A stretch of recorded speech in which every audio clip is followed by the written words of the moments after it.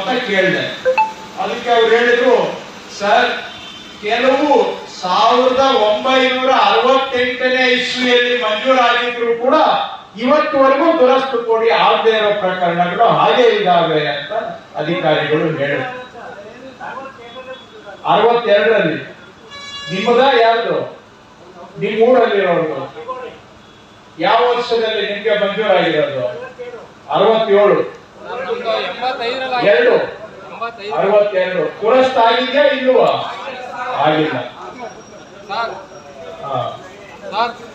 ನಮ್ದು 85 ಆಗಿರೋದು, ಅದರಲ್ಲಿ 60 ಜನ ಇದೀವಿ ನಾವೆಲ್ಲ ಕೂತಿರೋದು. 2 ಲೈನ್ ಇದಾವಲ್ಲ ಅದೇ. ಸೊ ಈ ತರಹ 60ನೇ ದಶಕದಲ್ಲಿ ಮಂಜೂರಾಗಿದ್ರು ಕೂಡ ಸರ್ಕಾರ ತಾನು ಮಾಡಬೇಕಾಗಿರೋ ಕೆಲಸವನ್ನ ಇಲ್ಲಿವರೆಗೂ ಕೂಡ ಪೂರೈಸಿಲ್ಲ. ಪಾಣಿಯಲ್ಲಿ ಹೆಸರು ಬರ್ತಾ ಇದೆ ಅಷ್ಟೇ, ಆದ್ರೆ ಅವ್ರಿಗೆ ಎಲ್ಲಿವರೆಗೂ ದುರಸ್ತು ಮಾಡಿಕೊಡೋದಿಲ್ಲ ನಾವು, ಅಲ್ಲಿವರೆಗೂ ಅವರು ಒಂಥರ ತ್ರಿಶಂಕು ಪರಿಸ್ಥಿತಿಯಲ್ಲೇ ಇರಬೇಕು. ಒಂದು ಕೈಯಲ್ಲಿ ಕೊಟ್ಟು ಅವರ ಜುಟ್ಟನ್ನ ನಮ್ಮ ಕೈಯಲ್ಲೇ ಇಟ್ಕೊಂಡಂಗೆ ಈ ವ್ಯವಸ್ಥೆ ನಡೆದು ಬಂದಿದೆ.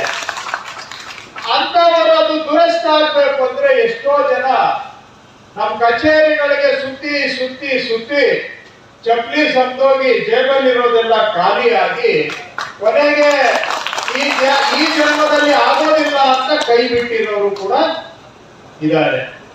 ಬೇಡವೇ ಬೇಡ ಬಿಡು ಹಿಂಗೆ ಇದ್ದೋಗ್ರಿ ಅನ್ನೋ ತೀರ್ಮಾನಕ್ಕೆ ಬಂದಿರೋರು ಕೆಲವರು ಇದ್ದಾರೆ. ಅದಕ್ಕೆ ಬರೀ ಆಡಳಿತ ವ್ಯವಸ್ಥೆ ಕಾರಣ ಅಂತ ಹೇಳಕ್ ಹೋಗಲ್ಲ. ಕೆಲವರು ದಾಖಲೆಗಳು ಇಲ್ಲದೆ ಇರೋದ್ರಿಂದಾನು ಕೂಡ ಅಧಿಕಾರಿಗಳು ಮನಸ್ಸು ಮಾಡಿದ್ರೂ ಸಹಾಯ ಮಾಡಕ್ಕೆ ಆಗದೆ ಇರುವಂತ ಪ್ರಕರಣಗಳು ಇದಾವೆ, ಇಲ್ಲ ಅಂತಲ್ಲ. ಅಂತದೊಂದು 30-40% ಇದ್ರೆ ಇನ್ನು 60% ಕೇಸು ಮಾಡೋದಿಕ್ಕೆ ಆಗುವಂತ ಕೇಸುಗಳಿದ್ರು ನಾವು ಇಲ್ಲಿವರೆಗೂ ಅದನ್ನ ಮಾಡಿಲ್ಲ ಅನ್ನೋದಕ್ಕೆ 2 ಕಾರಣ ಇದೆ. ಕೆಲವು ರೈತರು ಮಾಡಿಸ್ಕೊಳ್ಳಕ್ಕೆ ಪ್ರಯತ್ನ ಮಾಡಿಲ್ಲ, ಇನ್ ಕೆಲವರು ಪ್ರಯತ್ನ ಮಾಡಿದಾಗ ನಾವು ಸರ್ಕಾರ ಅವ್ರಿಗೆ ಮಾಡಿಕೊಟ್ಟಿಲ್ಲ, ಸಹಕಾರ ಕೊಟ್ಟಿಲ್ಲ. ಹಾಗಾಗಿ ಅವರೆಲ್ಲ ಒಂದು ರೀತಿ ಹಕ್ಕು ಇದ್ರೂ ಕೂಡ ಪೂರ್ತಿ ಹಕ್ಕು ಅವ್ರ ಕೈಗೆ ಬಂದಿಲ್ಲ, ಪೂರ್ತಿ ಮಾಲೀಕತ್ವ ಅವ್ರ ಕೈಗೆ ಬಂದಿಲ್ಲ. ಯಾಕಂದ್ರೆ ಎಲ್ಲಿವರೆಗೂ ನಿಮ್ದು ಪೂರ್ಣ ಆಗೋದಿಲ್ಲ, ದುರಸ್ತ ಆಗೋದಿಲ್ಲ, ಪೂರ್ತಿ ಮಾಲೀಕತ್ವ ನಿಮ್ ಕೈಗೆ ಸಿಗೋದಿಲ್ಲ. ಹಾಗಾಗಿ ಒಂದಾಗ್ಲೇ ಕೊಟ್ಬಿಟ್ಟು ಇನ್ನು ಉಳಿದಿದ್ದೆಲ್ಲ ನಾವೇ ಇಟ್ಕೊಂಡು ಇವತ್ತು ಜನ ನಮ್ಮ ಕಚೇರಿಗಳಿಗೆ ದಿನ ಬೆಳಿಗ್ಗೆ ಆದ್ರೆ ಅಲೆಯುವಂತಹ ಪರಿಸ್ಥಿತಿ ಮುಂದುವರೆದು ಬಂದಿದೆ ಅಂತ. ಅದು ಇವತ್ತು ರಾಜ್ಯದಲ್ಲಿ ಮಾನ್ಯ ಮುಖ್ಯಮಂತ್ರಿಗಳಾದಂತಹ ಶ್ರೀಯುತ ಸಿದ್ದರಾಮಯ್ಯನವರ ಒಂದು ಸೂಚನೆ ಮೇರೆಗೆ, ಯಾಕಂದ್ರೆ ತುಂಬಾ ಜನ ರೈತರು ಹೋಗಿ ಏನ್ ಸ್ವಾಮಿ 40-50 ವರ್ಷ ಆಗಿದೆ ಮಂಜೂರಾಗಿ, ನಮ್ಗೆ ಇನ್ನ ದುರಸ್ತ ಆಗಿಲ್ಲ ಅಂತ ಹೇಳಿದ್ಮೇಲೆ ಅವರು ನಮ್ಗೆ ಸೂಚನೆ ಕೊಟ್ಟರು, ಇವೆಲ್ಲ ದುರಸ್ತ್ ಮಾಡುವಂತ ಅಭಿಯಾನ ಶುರು ಮಾಡಬೇಕು ಅಂತ ಹೇಳಿ ಮಾನ್ಯ ಸಿದ್ದರಾಮಯ್ಯನವರು ನಮ್ಗೆ ಸೂಚನೆ ಕೊಟ್ಟ ಹಿನ್ನೆಲೆಯಲ್ಲಿ ಇವತ್ತು ರಾಜ್ಯಾದ್ಯಂತ ಹಳೇ ಮಂಜೂರಿಗಳಿಗೆ ದುರಸ್ತು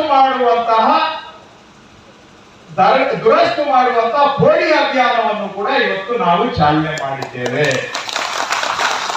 ಅದರ ಅಡಿಯಲ್ಲಿ ಇವತ್ತು 1992ನೇ ಇಸ್ವಿಯಲ್ಲಿ ಮಂಜೂರಾಗಿರುವಂತಹ ಒಂದು 40 ಜನಕ್ಕೆ ಇವತ್ತು ಆಲ್ರೆಡಿ ದುರಸ್ತು ಮಾಡಿ ಅವರಿಗೆ ಹೊಸ ಸರ್ವೆ ಸ್ಕೆಚ್ಚು, ಅವ್ರಿಗೆ ಆಕಾರ ಬಂದು ಪ್ಲಸ್ ಅವ್ರದೇ ಸಪರೇಟ್ ಸರ್ವೆ ನಂಬರ್, ಅವ್ರದೇ ಸಪರೇಟ್ RTC ಕೂಡ ಮಾಡಿ ಇವತ್ತು ವಿತರಣೆಯನ್ನ ಮಾಡ್ತಾ ಇದ್ದೇವೆ. ಅದು ಅವರಿಗೆ ಹೊಸ ಸರ್ವೆ ನಂಬರ್ ಕೊಟ್ಟು ಬರೀ ನಂಜುಂಡಯ್ಯ ಬಿನ್ ಹುಚ್ಚಯ್ಯ ಅವ್ರದೇ ಸಪರೇಟ್ RTC ಇವಾಗ ಒಗ್ಗೂಡಿಸಿಲ್ಲ, ಇನ್ನೊಂದು RTC ಅಲ್ಲಿ ಇವ್ರ ಹೆಸರು ಕೂಡಿಸಿಲ್ಲ, ನಂಜುಂಡಯ್ಯನವ್ರದೇ ಸಪರೇಟ್ RTC ಮಾಡಿಕೊಟ್ಟು ಇನ್ನ ಗ್ಯಾರಂಟಿ ಆಗ್ಬಿಡ್ಬೇಕು ಅಂತೇಳಿ ಏನ್ ಮಾಡಿದೀವಿ ಅಂದ್ರೆ ನಮ್ಮ ತಹಶೀಲ್ದಾರ್ನ ಸಬ್ ರಿಜಿಸ್ಟ್ರಾರ್ ಆಫೀಸಿಗೆ ಕಳಿಸಿ ಅವ್ರಿಗೆ ಈ ಸಾಗುವಳಿ ಚೀಟಿಯನ್ನ ರಿಜಿಸ್ಟರ್ ಮಾಡಿ ಕೊಟ್ಟಿದ್ದೀವಿ. ರಿಜಿಸ್ಟರ್ ಮಾಡಿ ಕೊಟ್ಟಿದ್ದೀವಿ ಸರ್ಕಾರದಿಂದ. ನೋಡಿ, ಸಾಗುವಳಿ ಒಂದ್ ಕಡೆ ತಹಶೀಲ್ದಾರು ವಿಟ್ನೆಸ್, ಇನ್ನೊಂದ್ ಕಡೆ ಮಂಜೂರಿದಾರರು. ಸಬ್ ರಿಜಿಸ್ಟ್ರಾರ್ ಆಫೀಸ್ ಅಲ್ಲಿ ಅವ್ರಿಗೆ ರಿಜಿಸ್ಟರ್ ಮಾಡಿಕೊಟ್ಟಿದ್ದೀವಿ. ಸರ್ಕಾರದ ಕಡೆಯಿಂದ ಅವ್ರಿಗೆ ನೋಂದಣಿ ಮಾಡಿ ಕೊಡ್ತಾ ಇದೀವಿ ಇದನ್ನ. ಯಾಕೆ ಅಂದ್ರೆ ಒಂದು ಸತಿ ಕೊಟ್ಟ ಮೇಲೆ ಸಾಸುವೆ ಕಾರಣಷ್ಟು ಅನುಮಾನ ಇರಬಾರ್ದು.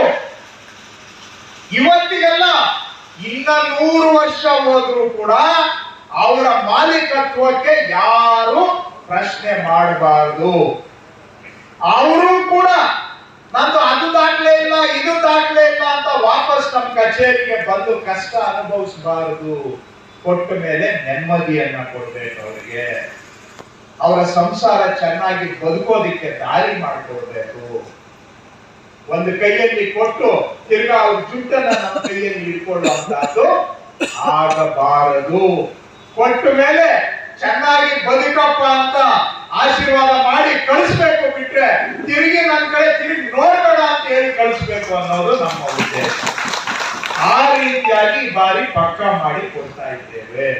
ಅಂತ ಸಮಸ್ಯೆಗಳು ಬಂದಾಗ ಖಂಡಿತವಾಗ್ಲೂ ನಾವು ನೆರವಿಗೆ ಧಾವಿಸ್ತೀವಿ. ಅದೇನಾದ್ರು ಒಂದು ಪರ್ಯಾಯ ವ್ಯವಸ್ಥೆ ಮಾಡಲಿಕ್ಕೆ ಅವಕಾಶಗಳಿದೆ, ಖಂಡಿತವಾಗ್ಲೂ ಮಾಡ್ಕೊಳ್ಳೋಂಥ ಕೆಲಸ ಮಾಡ್ತೀವಿ. ಸೊ ಯಾರು ಅದಕ್ಕೆ ಯಾವುದೇ ಆಗಲಿ ಅಥವಾ ಪ್ರಶ್ನೆ ಮಾಡ್ತಿದ್ರು ಅಂತ ಹೇಳ್ತಾ ಈ ಒಂದು ಕಾರ್ಯಕ್ರಮಕ್ಕೆ ನೀವು ಸಣ್ಣ ಒಂದು ಅವಧಿಗೆ ಆಗಿರುವಂಥ ಕಾರ್ಯಕ್ರಮ ಕಳೆದ 4-5 ದಿನದಿಂದ ಮಾಡಬೇಕಂತ ಹೇಳಿ ತೀರ್ಮಾನ ಮಾಡಿದ್ದರಿಂದ ಈ ಕಾರ್ಯಕ್ರಮ ಮಾಡಿದ ಜಿಲ್ಲಾಡಳಿತಕ್ಕೆ ಮತ್ತು ತಾಲೂಕು ಆಡಳಿತಕ್ಕೆ ಧನ್ಯವಾದ ಹೇಳ್ತಾ ನನ್ನ ಮಾತು ಮುಗಿಸ್ತೇನೆ. ನಮಸ್ಕಾರ.